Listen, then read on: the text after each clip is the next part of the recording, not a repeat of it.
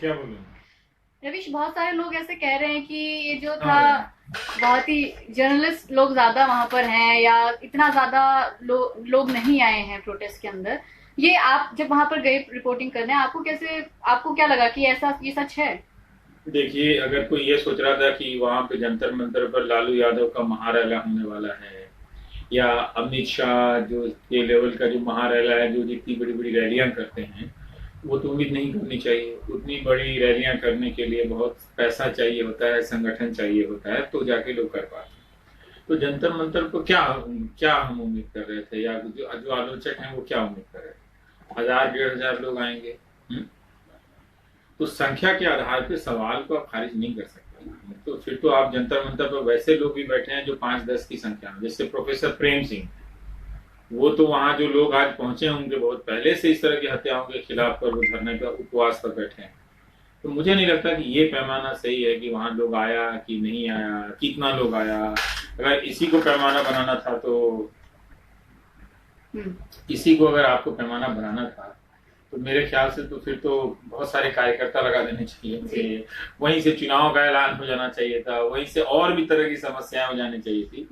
ठीक नहीं है, मतलब ठीक है, कुछ लोगों को लगता है जो संख्या में 1000 हो सकते हैं, 500 हो सकते हैं, तो वो जाकर अगर अपना प्रदर्शन कर रहे हैं तो ठीक है, इसमें कौन सी बड़ी बात है, और इसमें क्या समस्या एक और ये सवाल उठता है कि पता नहीं ये वाली बात कहाँ से उठकर आ गई है कि लोग कह रहे हैं कि क्या ये प्रोटेस्ट अयूब पंडित के लिए भी है, जो कश्मीर है। में जिस मंच से डीएसपी को मैंने मारा ये गया है। सुना कि जो वक्ता थी वो उन्होंने कहा कि दलितों के खिलाफ जो हिंसा है, अल्पसंख्यकों के खिलाफ जो हिंसा है उसके खिलाफ भी है, और जो लोग इस तरह से मॉब लिंचिंग हो रहे हैं उसके खिलाफ भी। तो मैं तो यही समझ रहा था कि उसमें अयूब पंडित भी हैं, उसमें जुनैद भी है, और मेरे हिसाब से अ, उत्तम और गंगेश हैं। भूप सिंह को भी मार दिया लोगों ने, और तमिलनाडु के वो अधिकारी जो गाय खरीदने आए थे अपने पशुपालन विभाग के लिए, उनको लोगों ने इतना मारा पीटा।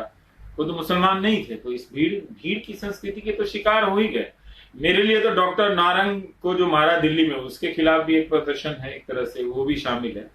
पर हर प्रदर्शन को भारत की हर समस्या के समाधान के रूप में नहीं देखना चाहिए। हाँ, ये कोई जालिम लोशन नहीं है कि आपकी कहीं खुजली हुई तो हर जगह लगाइए, हर खुजली में लगाइए और बीमारी ठीक हो जाएगी। एक सवाल को लोगों को लेकर लगा कि हाँ ठीक है, इस पे बोलना चाहिए, तो इस पे बोलना चाहिए। जो चुप है ना प्रिया, आप उसको देखिए कि वो कौन लोग हैं। जो चुप हैं ये वो लोग हैं जो 30 किसानों की आत्महत्या होती है, 3 लाख किसानों की आत्महत्या होती है कई साल तक, इससे कोई फर्क नहीं पड़ता है। यही वो लोग हैं जो जुनैद की हत्या पर भी चुप हैं, यही वो लोग हैं जो उत्तम या गंगेश की हत्या पर भी, भीड़ द्वारा की गई हत्या पर भी चुप है। तो इनसे ये उम्मीद करना कि ये कोई राजनीतिक दल नहीं है, पहले तो ये समझना चाहिए। इनसे ये उम्मीद करना कि रोज इनका कोई पार्टी मुख्यालय है जहाँ 3 बजे ये भारत की हर समस्याओं पर, विवादों पर अपना बयान देते रहेंगे और वो टेलीकास्ट होता रहेगा, तो ठीक नहीं है। ठीक है, अगर लोग अपने तरह से प्रतिक्रिया व्यक्त करता है तो इसमें क्या हर्ज है किसी के लिए। और कुछ लोगों को ये भी लगता है कि इन प्रोटेस्ट से कुछ नहीं होता है, इससे कोई फायदा नहीं है, कुछ और सोचना चाहिए। होने को तो होने से भी कुछ नहीं होता है, बहुत सारे लोग हैं फिर भी नहीं होता है, तो क्या किया जाए।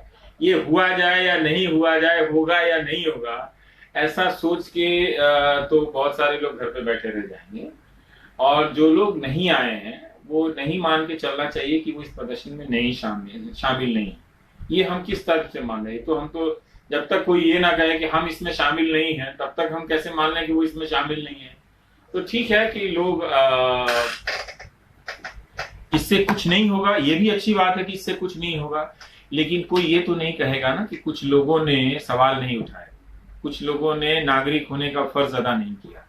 क्या यही अपने आप में होने के स्तर पर काफी नहीं है क्या?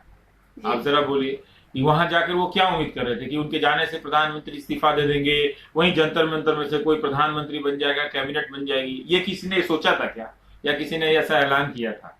एक सवाल है, लोगों ने बोला है, ठीक है, बहुत सारे लोग नहीं आ पाए, ऑफिस का दिन है, नहीं आ सकते हैं, कोई बात नहीं। और एक और ये सवाल है कि बहुत सारे लोग बोलते हैं कि आपने उस पर नहीं बोला, इस पर नहीं बोला, इसके लिए आ गए, उसके लिए नहीं आ गए।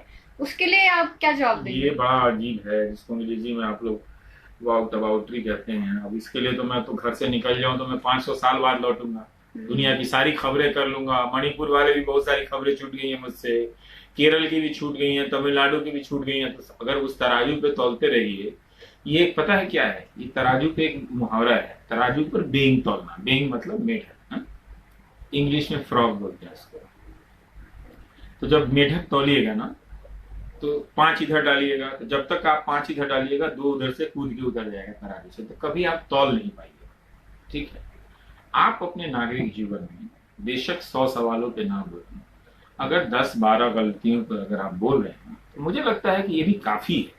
और लोग बोलने का अभ्यास करते हैं, सीखते हैं, ये अपना लोकतांत्रिक जिम्मेदारी निभाते हैं। अब आप उसको देख लेंगे, कोई कह रहा था कि लेफ्ट लिबरल है, कि पता नहीं कौन सा लिबरल है, कि क्या है, वहां जितने लोग आए हैं, तो जिस सीपीएम पार्टी को यहाँ तो कोई वोट नहीं मिलता दिल्ली शहर में, तो वहाँ उसके लिए क्या लेफ्ट लिबरल, मुझे समझ में नहीं आता कि सब पैमानों का क्या मतलब है। और इनसे क्यों उम्मीद की जा रही है कि ये कोई राजनीतिक विकल्प बनाते, क्यों बनाएंगे राजनीतिक विकल्प? जो राजनीतिक दल है वो बनाए राजनीतिक विकल्प, पहले वो सरेंडर करेंगे, हाँ हमसे नहीं हो सकता है, हम लोग कुछ नहीं कर पा रहे हैं, हम किसी लायक नहीं है, हमसे अब दो लाइन की राजनीति नहीं होती है, भाषण नहीं दिया जाता है, वो पहले सरेंडर कर दे भारत की जनता के सामने। इन लोगों का ठीक है अपना बोल रहे हैं, तो इसलिए ये नहीं समझना चाहिए कि ये राजनीतिक विकल्प नहीं पैदा कर रहे हैं इसलिए इन्हीं की जिम्मेदारी है। ये क्या बात हुई? मुझे नहीं लगता कि ये कोई बात है। मैं तो, मुझे समस्या है इस पूरे तर्क से। वैसे भी उन लोगों से को जो लोग ये पूछते हैं कि आप 84 में कहाँ थे या वहां तक कहाँ थे, उनसे कोई पलट कर नहीं पूछता है कि आखिर आप कहाँ थे। तो बेसिकली उनसे भी पूछना चाहिए कि उन्होंने अब तक क्या किया है, कम से कम इस तरीके का प्रोटेस्ट ही कर देते जिनके लिए वो आपसे सवाल पूछ रहे हैं। Thank you Ravish.